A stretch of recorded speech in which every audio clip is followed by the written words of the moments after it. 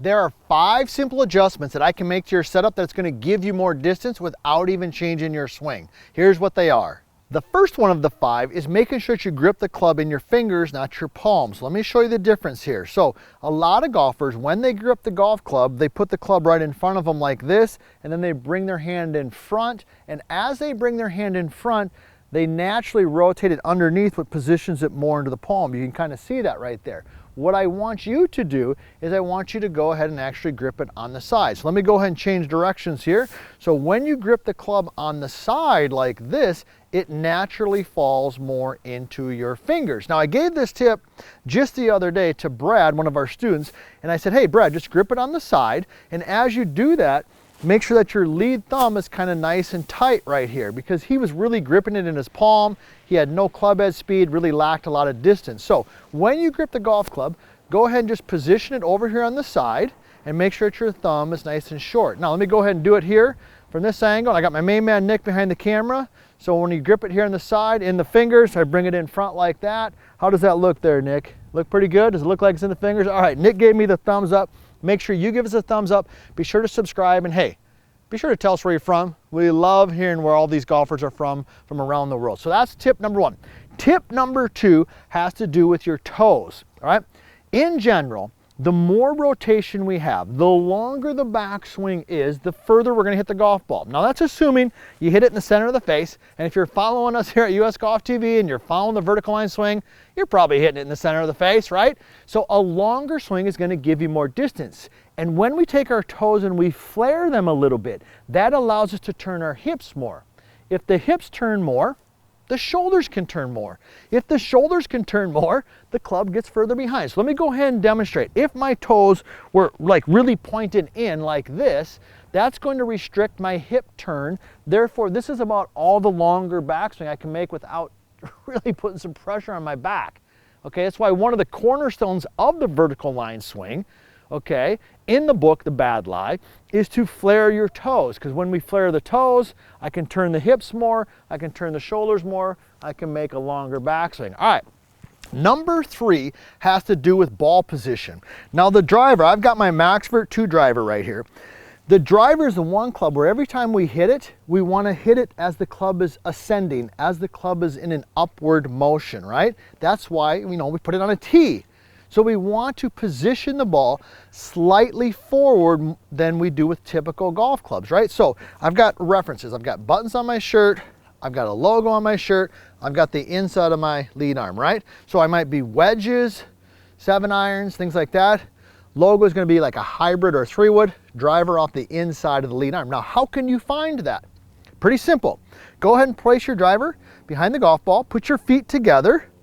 Position the ball in the center of your heels, take a mini step towards the target, and then a nice big step away from the target, okay? And I'm gonna give you a little secret tip here in just a second on this stance that will help you hit a nice high draw, because that will also give you more distance. So here we go, feet together, ball in the center, mini step towards, big step away. Now, notice this, when I took that step away, when I took this trail foot step away, see if Nick was paying attention here.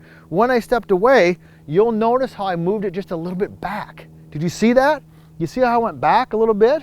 Okay, Nick's nodding, good, all right. So what I did there is I slightly closed my stance. When we have a slightly closed stance with a club face that's square to the target line, that's gonna help us promote a nice high draw. All things being equal, a draw is gonna go longer than a fade. All right. Number 4 has to do with the handle. And then number 5 is my favorite one. I say that one to the end because it's my favorite. But number 4 has to do with the handle. When you're set in there, I want you to make sure that you take the handle and you just raise it ever so slightly this way. See that? So just up a little bit.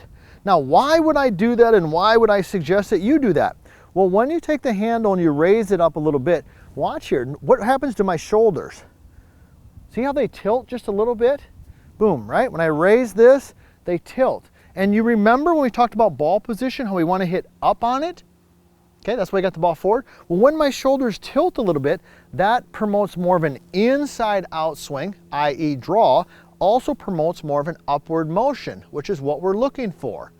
Okay, so let's make sure when you're set in there, you take the handle and you just raise it a little bit so the butt end of the club is pointing maybe at your belt or slightly above your belt line.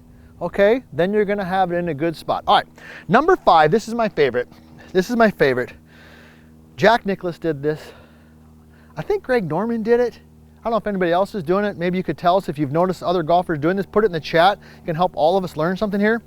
It's what we call the hover. The hover.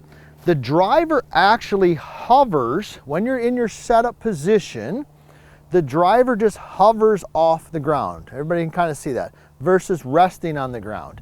Now, I want you to do that for 2 reasons, and it's going to help you pick up club head speed for 2 reasons. Number 1, remember how we talked about the driver's the only club every time you hit it, it's on a tee? Well, so we want the club to be off the ground.